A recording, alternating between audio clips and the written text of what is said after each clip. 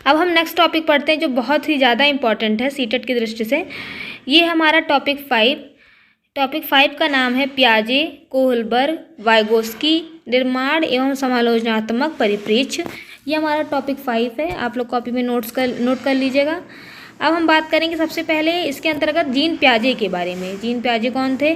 Gene पियाजे एक मनोवैज्ञानिक थे जिन्होंने संज्ञान के बारे में अपने तथ्य को रखा। जीन पियाजे कहते थे संज्ञानात्मक विकास या समझ का विकास। जीन पियाजे ने अपनी थ्योरी दिया कि उन्होंने 2 चीज़ें बताई थी। पहला बताया था कि संज्ञानात्मक विकास की अवस्थाएं क्या क्या होती हैं, और उन्होंने एक बताया था संज्ञानात्मक विकास के सिद्धांत क्या क्या होते हैं।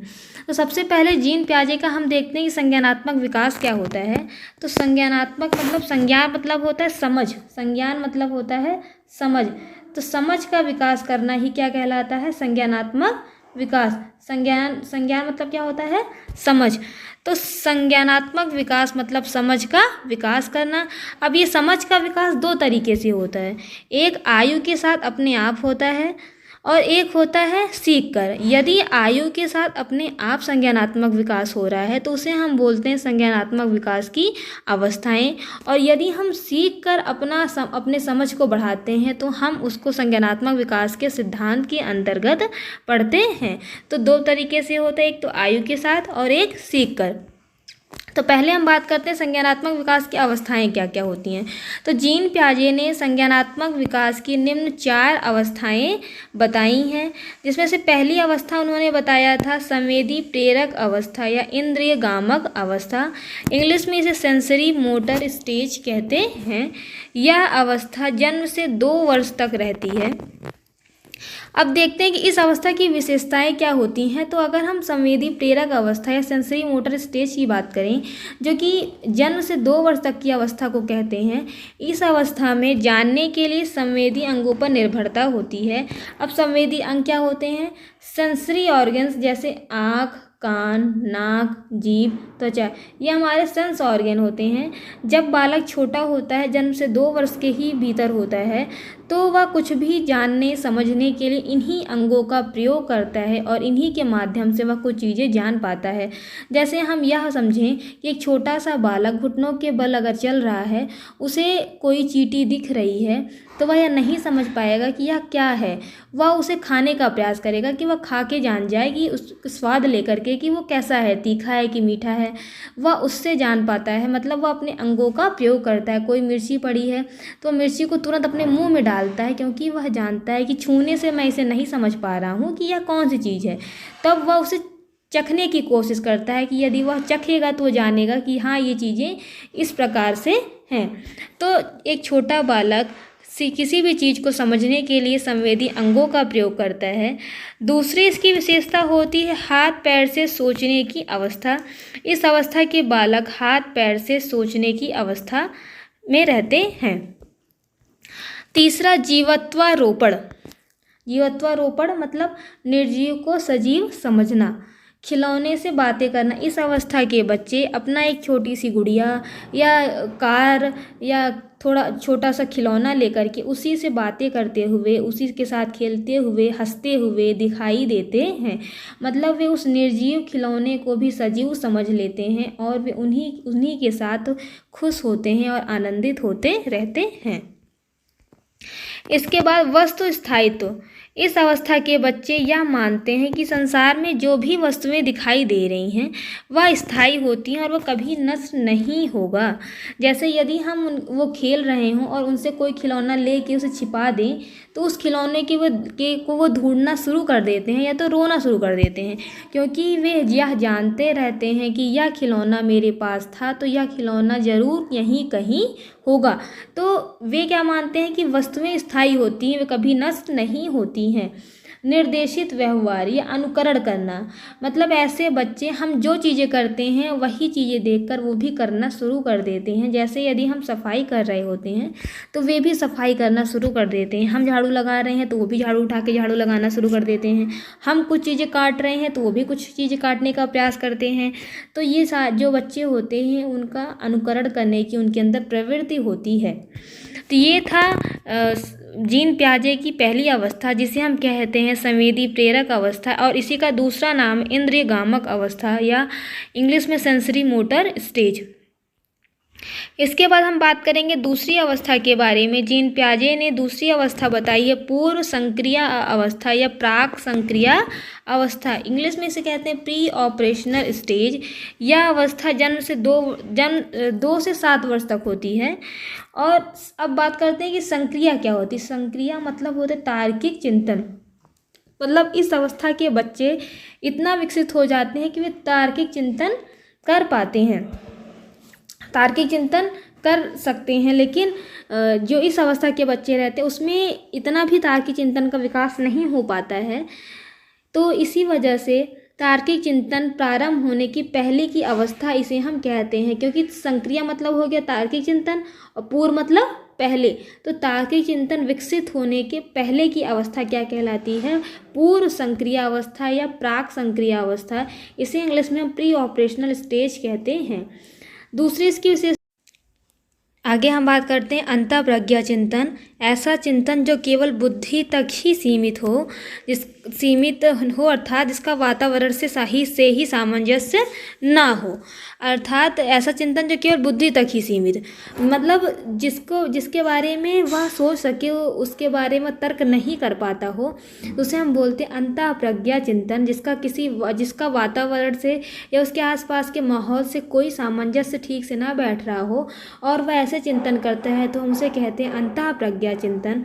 इसके बाद केंद्रण, किसी वस्तु, घटना अथवा विचार का केवल एक पक्ष देख पाना। मतलब जैसे यदि हम गिलास में पानी रख दें और एक किसी बाउल या कटोरी में पानी रख दें, तो बालक को लगेगा कि गिलास में ज़्यादा पानी। क्यों? क्योंकि गिलास उसे क्या लगेगा? लंबा लगेगा, और उसे यह लगेगा कि जो भी चीज़ें लंबी होती हैं उसमें सामान ज़्यादा आ पाता है, तो ज़रूर गिलास में ज़्यादा पानी होगा और कटोरी में कम होगा। पर ऐसा ज़रूरी नहीं है, क्योंकि कटोरी में गिलास से ज़्यादा पानी भी हो सकता है। तो वह केवल किसी भी वस्तु या घटना या किसी विचार का केवल एक ही पक्ष देख पाता है, उसके सभी पक्षों को देखकर विचार नहीं कर पाता है। इसी को हम बोलते हैं केंद्रण। फिर तर्कड़ा का दिवा स्वप्न। जो दूसरी अवस्था के बच्चे रहते हैं, मतलब पूर्व संक्रिय अवस्था के बालक रहते हैं, वे तर्कड़ा का दिवा स्वप्न, उनमें विशेषता पाई जाती है। अर्थात वे तर्क करते हैं परंतु तर्क उनके सही नहीं होते हैं। अर्थात वे किसी के बारे में, जैसे हम अगर साधारण तौर पे समझें तो जिद करना, ऐसे इस अवस्था के बालक जिद करते हैं और ज़रूरी नहीं है कि उनकी जिद हर बात के लिए सही ही हो। अनुत्क्रमणता, इस अवस्था के बालक 2 में से 3 को जोड़ के यह तो बता सकते हैं कि 5 आएगा। इसी को हम बोलते हैं अनुत्क्रमणता, मतलब सीधे सीधे जोड़ लेना। लेकिन अगर फिर इनसे कह दिया जाए कि 5 में से 3 घटा के किस तरीके से 2 आ सकता है, तो वे इसका उल्टा तरीका नहीं बता सकते हैं कि जिस प्रकार 2 में 3 जोड़ के 5 आया है, उसी प्रकार से जिस प्रकार 2 में 3 जोड़ के 5 आया है, उसी प्रकार से हम चाहें तो 5 में 3 घटा दें तो फिर से हमें 2 प्राप्त हो जाएगा। यह इस अवस्था के बालक नहीं समझ पाते हैं। इसी को हम बोलते हैं अनुत्क्रमणता। मस्तिष्क की तैयारी का काल, इस अवस्था में बच्चों के जो मस्तिष्क होते हैं वह निर्माण की अवस्था में होते हैं और वह उनका मस्तिष्क विकसित हो रहा होता है। तो यह था पूर्व संक्रिय अवस्था या प्राक संक्रिय अवस्था की विशेषताएं। अब जीन पियाजे ने तीसरी अवस्था बताई थी मूर्त संक्रिय अवस्था या कंक्रीट या ठोस या संक्रिय अवस्था या स्थूल संक्रिय अवस्था। ये सभी नाम आपको ध्यान रखना है, क्योंकि कभी मूर्त संक्रिय अवस्था के नाम से प्रश्न आता है, कभी कंक्रीट संक्रिय अवस्था के नाम से प्रश्न आता है, कभी ठोस संक्रिय अवस्था के नाम से आता है, तो कभी स्थूल संक्रिय अवस्था के नाम से प्रश्न दिया जाता है। यह 7 से 11 वर्ष के बच्चों की विशेषता होती है। जीन पियाजे ने इसमें बताया है कि इसमें बच्चों के तार्किक चिंतन का प्रारंभ हो जाता है। मतलब वे कुछ मूर्त चीज़ें, मूर्त मतलब जो चीज़ें हमें दिखाई देती हैं, मूर्त मतलब क्या होता है? चीज़ें दिखाई देती हैं, जो चीज़ें उन्हें दिखाई देती हैं उनके बारे में वे तर्क कर सकते हैं, लेकिन वे अमूर्त तार्किक चिंतन नहीं कर पाते हैं। मतलब जो चीज़ें उन्हें दिखाई नहीं देती हैं उसके बारे में वे बहुत कुछ विचार नहीं कर पाते हैं। तो मूर्त मतलब होता है वो चीज़ें जो हमें दिखाई देती हों साक्षात रूप से। अमूर्त मतलब जो चीज़ें हमें दिखाई नहीं देती हैं। जैसे जो छोटे बालक होते हैं वो मूर्त चिंतन करते हैं, जो चीज़ें उन्हें दिखाई दे रही हैं उसके बारे में सोचते हैं कि गाय है तो गाय के 4 पैर हैं, आँख हैं, गाय काली ही क्यों है, सफ़ेद ही क्यों है, तो वो ऐसे चिंतन करते हैं। लेकिन जो एक युवावस्था का ही व्यक्ति होगा वह अमूर्त चिंतन करता है। मतलब वह दुखों के बारे में सोच रहा है, वह अपने आगे के भविष्य के बारे में सोच रहा है, अपने लक्ष्य के बारे में सोच रहा है। इसी को हम बोलते हैं अमूर्त तार्किक चिंतन। इस अवस्था के बालक आगमनात्मक तार्किक चिंतन तो कर पाते हैं लेकिन निगमनात्मक तार्किक चिंतन नहीं कर पाते हैं। अब हम बात करते हैं कि आगमनात्मक तार्किक चिंतन क्या होता है।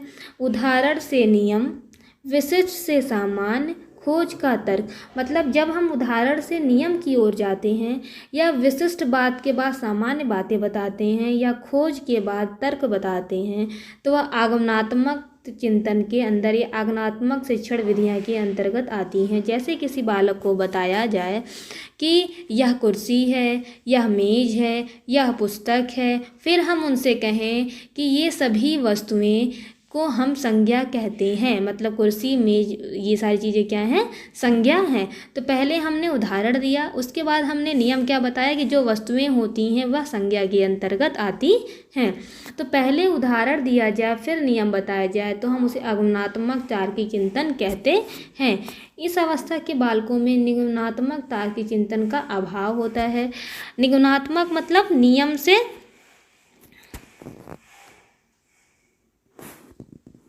निगमनात्मक तार्किक चिंतन में नियम से उदाहरण की ओर हम बताते हैं। नियम मतलब पहले यदि हम नियम बता देते हैं, जैसे किसी वस्तु, व्यक्ति आदि के नाम को संज्ञा कहते हैं, तो पहले हमने नियम बताया, अब हम उदाहरण बता रहे हैं। जैसे मेज, कुर्सी, किताब, पक्षी, ये सारी चिड़िया, तो ये सारी चीज़ें क्या हो गया, उदाहरण हो गया। तो पहले हम यदि नियम बताते हैं फिर उदाहरण बताते हैं तो उसे निगमनात्मक तर्क कहते हैं। या हम पहले सामान्य बात, क्योंकि जो नियम होते हैं वो सामान्य होते हैं, उदाहरणों के सामान्यीकरण करने के बाद नियम बनते हैं। तो जो नियम होते हैं वो सामान्य होते हैं। विशिष्ट क्या होता है, उदाहरण विशिष्ट होते हैं। ये बात आप ध्यान रखिएगा कि नियम कभी भी विशिष्ट नहीं होते हैं, नियम हमेशा सामान्य होते हैं, लेकिन जो उदाहरण होते हैं वो विशिष्ट होते हैं। प्रमाण का तर्क, यह भी निगमनात्मक तर्क के अंतर्गत आता है। ये विशेषताएं किसकी थी, मूर्त संक्रिया अवस्था के बालकों की विशेषताएं थी। इसके बाद 5वीं विशेषता है, इस अवस्था के बच्चों में अयथार्थ कल्पना अर्थात अवास्तविक कल्पना पाई जाती है। जैसे ये कार्टून को देखते हैं और कार्टून में इन्हें जो जो चीज़ें दिखती हैं वो सारे इन्हें रियल या वास्तविक लगते हैं, जो कि होते नहीं है। तो इस अवस्था के बच्चों की विशेषता क्या होती है, अयथार्थ कल्पना, जो चीज़ें वास्तविक नहीं हैं उसकी कल्पना करते हैं। इस अवस्था के बच्चों का मस्तिष्क वर्गीकरण कर सकता है। वर्गीकरण मतलब वो गाय है या भैंस है, बकरी है, वो अलग जानवरों को हुआ, पक्षियों को हुआ, सबको अलग अलग पहचान सकता है। यह मम्मी है या पापा है, इसमें वह अंतर कर पाता है। संगठन का गुण होता है। संगठन मतलब ब्लॉक्स वाले खिलौने बना सकते हैं। जैसे वो सुडोकू खेल ले रहा है, पजल सही कर ले रहा है, तो वह ब्लॉक्स के खिलौने बना ले रहा है, संगठन कहलाता है। संरक्षण, तर्क से अपनी बात को सही करना। इस अवस्था के बालक तर्क कर पाते हैं और तर्क से वह अपनी बात को सही भी बता पाते हैं। व्युत्क्रमणिता मतलब पलटावी, देखिए इसको हम हिंदी में पलटावी कह सकते हैं। जैसे भी मैंने बताया कि अगर हम 3 में 2 को जोड़ते हैं तो 5 आता है, यह तो हो गया उत्क्रमणिता, ठीक। लेकिन अगर हम यही कह दें कि ये हो गया उत्क्रमणिता, लेकिन अगर हम यह कह दें कि किस प्रकार से 2 आ सकता है, तो कोई बच्चा 3 आ सकता है अगर हम पूछें, तो कोई बच्चा इसका उल्टा नहीं कर पाएगा कि अगर वह 3 में 2 जोड़ रहा है तो 5 आ रहा है, तो फिर 5 में 2 घटा दे तो फिर से 3 आ सकता है। यह कहलाता है व्युत्क्रमणिता, जो कि बच्चों को इसमें पूरी तरीके से समझ आ जाता है। विकेंद्रण, सभी पक्षों का देख पाना। इसके पहले की अवस्था में आपको मैंने बताया था कि बच्चे केवल एक ही पक्ष देख पाते हैं, लेकिन इस अवस्था के बालक सभी पक्षों को आसानी से देख पाते हैं और समझ पाते हैं। तो यह थी हमारी तीसरी अवस्था। अब इसके बाद हम पढ़ेंगे अमूर्त संक्रिय अवस्था, औपचारिक, रूपात्मक, आकारिक, तात्विक संक्रिय अवस्था।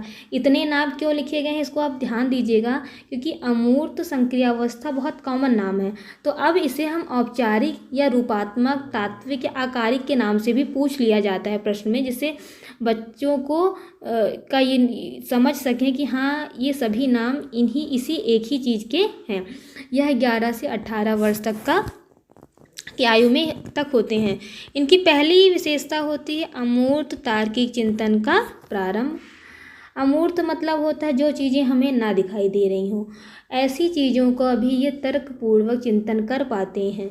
योजना निर्माण की क्षमता, इस अवस्था के बालकों में योजना निर्माण की क्षमता होती है। अमूर्त संकल्पना की अवस्था, इस अवस्था के बालकों में अमूर्त संकल्पना की समझ होती है, मतलब जो चीज़ें इन्हें नहीं दिखती हैं उसके बारे में भी ये संभावनाएं बना सकते हैं। संकल्पना मतलब संभावित समाधान ये बना पाते हैं। निगमनात्मक तर्क कर पाते हैं। निगमनात्मक मतलब मैंने अभी आपको बताया था, निगमनात्मक मतलब होता है नियम से उदाहरण की ओर। अगर हम ऐसे बालकों को नियम बताएं फिर उदाहरण बताएं तो भी ये आसानी से चीज़ों को समझ जाते हैं। फिर आता है संज्ञानात्मक परिपक्वता। इस अवस्था के बालकों में समझ का विकास हो जाता है और वे पूरी तरीके से परिपक्व हो जाते हैं। यथार्थ कल्पना या वास्तविक कल्पना, इस अवस्था के बालक यथार्थ कल्पना करते हैं या वास्तविक कल्पना करते हैं, मतलब जो चीज़ें रियल में हैं वे उन्हीं के बारे में सोचते हैं। इसके बाद आता है आदर्श मूलक चिंतन। इस अवस्था के बालक आदर्शवादी चिंतन करते हैं, मतलब वे सोचते हैं कि जो चीज़ें मेरे लिए सही है या जो चीज़ें सही हैं उसके बारे में वे चिंतन करते हैं। तो यह थी अमूर्त संक्रिय अवस्था, अमूर्त संक्रिय अवस्था या औपचारिक संक्रिय अवस्था। तो जीन पियाजे की ये 4 अवस्थाएं थीं, जिसमें आप लोगों ने पहली अवस्था पढ़ी थी संवेदी प्रेरक अवस्था, फिर पढ़ा था पूर्व संक्रिय अवस्था, फिर मूर्त संक्रिय अवस्था, फिर चौथी अवस्था थी अमूर्त संक्रिय अवस्था। इन अवस्थाओं के बाद जीन पियाजे ने अपना संज्ञानात्मक विकास का सिद्धांत दिया था। अब हम बात करते हैं कि जीन पियाजे के संज्ञानात्मक विकास का सिद्धांत क्या था। अभी तक हम अवस्थाएं देख रहे थे, अब हम सिद्धांत के बारे में समझते हैं। तो जीन पियाजे के अनुसार सीख कर समझ का विकास कैसे होता है। तो जीन पियाजे ने कहा सीख कर समझ का विकास संज्ञानात्मक संरचना में परिवर्तन के परिणाम स्वरूप होता है। संज्ञानात्मक संरचना क्या होती है, इसी को हम स्कीमा कहते हैं। जीन पियाजे ने कहा कि स्कीमा क्या होती है। जीन पियाजे के अनुसार सूचनाओं और अवधारणाओं के प्रखंड, मतलब हमारे मस्तिष्क में जो सूचनाएं और अवधारणाएं तथ्य इकट्ठा हो रही हैं उसके अलग अलग ब्लॉक्स बने हैं, खाने बने हैं। एक खाने में एक चीज़ है, जैसे किसी में गणित के कोई सूत्र हैं, किसी में कला का कुछ ज्ञान है, किसी में साहित्य का कुछ ज्ञान है। तो हमारे मस्तिष्क में अलग अलग खाने बने हैं, या हम अलमारी कह सकते हैं, और इन्हीं खानों में हम खंड कहते हैं, जिसे जीन पियाजे ने स्कीमा कहा है। तो स्कीमा क्या होता है, सूचनाओं व अवधारणाओं के प्रखंड ही स्कीमा कहलाते हैं, जिसे संज्ञानात्मक संरचना भी कहते हैं। इसी को हम बहुवचन में स्कीमेटा कहते हैं। तो जीन पियाजे की यह स्कीमा इन्होंने बताया। फिर बताया कि अच्छा अगर संज्ञानात्मक संरचना में परिवर्तन होता है तब सीखकर समझ का विकास होगा। तो संज्ञानात्मक संरचना में परिवर्तन किस प्रकार होता है। तो जीन पियाजे ने कहा संज्ञानात्मक संरचना में परिवर्तन निम्न 4 प्रक्रिया के परिणाम स्वरूप होता है। अब ये 4 प्रक्रिया क्या होती हैं। समावेशीकरण या आत्मसातकरण, समंजन या समायोजन, साम्य धारण और अनुकूलन, एसिमिलेशन, एडजस्टमेंट, इक्विलिब्रियम, एडॉप्टेशन। अब हम बात करते हैं समावेशीकरण या आत्मसातकरण क्या होता है। नवीन सूचनाओं को पहचानना व स्वीकार करने की प्रक्रिया समावेशीकरण कहलाती है। इस प्रक्रिया से संज्ञानात्मक संरचना का प्रारंभ हो जाता है परंतु परिवर्तित नहीं होती। जैसे हम इस प्रकार समझें कि एक बालक को सबसे पहले यह पता चले कि पश्चिम बंगाल की राजधानी कोलकाता है, तो वह इसे पहचानेगा, स्वीकार करेगा, मतलब वह याद कर लेगा कि हाँ पश्चिम बंगाल की राजधानी कोलकाता है। उसकी संज्ञानात्मक संरचना में का प्रारंभ तो होता है लेकिन उसमें परिवर्तन नहीं हो रहा है, मतलब अभी उसमें समझ का विकास नहीं हो रहा है, बस उसने यह चीज़ें याद कर ली हैं या एक तरीके से कहें रट ली है। तो पहली अवस्था क्या होती है? समावेशीकरण। इसमें संज्ञानात्मक संरचना में परिवर्तन नहीं होता है। प्रश्न इसी प्रकार से पूछा जाता है कि किस अवस्था में संज्ञानात्मक संरचना में परिवर्तन प्रारंभ हो जाता है। तो बच्चे क्या करते हैं, क्यों सोचते हैं कि पहली अवस्था तो समावेशीकरण थी, तो जरूर यही होगा आंसर। लेकिन समावेशीकरण या आत्मसातकरण में संज्ञानात्मक संरचना में परिवर्तन नहीं होता है। तो हम आगे देखते हैं दूसरी अवस्था, समंजन या समायोजन। नवीन सूचनाओं को संज्ञानात्मक संरचना में उपयुक्त स्थान देने की प्रक्रिया। मतलब जो चीज़ें हम नई सीखते हैं उसको यदि हम संज्ञानात्मक संरचना में स्थान देते हैं तो उसे हम समंजन के अंतर्गत रखते हैं। जैसे जब बालक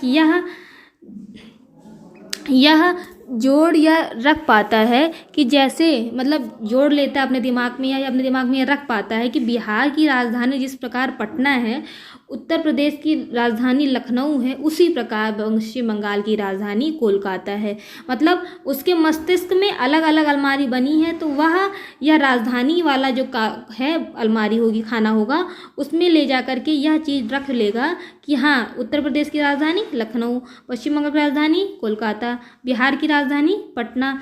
अब इस अवस्था में मतलब संज्ञानात्मक संरचना में परिवर्तन प्रारंभ हो गया, वह नई चीज़ों को अपनी मस्तिष्क में स्थान देना शुरू कर दिया है। तो संज्ञानात्मक संरचना में जो परिवर्तन होता है वो किस अवस्था में होता है? समायोजन में, ना कि आत्मसातकरण या समावेशीकरण में। इसके बाद आता है साम्य धारण, नवीन सूचनाओं को पूर्व ज्ञान से जोड़ने की प्रक्रिया। इस अवस्था में हम नई सूचनाओं को पूर्व ज्ञान से जोड़ते हैं। जैसे यह वही कोलकाता है जहां मेरी मौसी रहती है। जैसे हमें बता दिया गया कि पश्चिम बंगाल की राजधानी कोलकाता है, तो हम सोच लें कि हाँ वहाँ तो मेरी नानी रहती है। ये मुझे पहले से पता था कि नानी कहाँ रहती हैं, तो मैंने इसे जोड़ लिया कि हाँ यह वही कोलकाता है पश्चिम बंगाल की राजधानी जहाँ मेरी नानी रहती हैं या मेरी मौसी रहती हैं। तो जब हम नवीन सूचनाओं को पूर्व ज्ञान से जोड़ लेते हैं तो वह कौन सी अवस्था बन जाती है? साम्य धारण।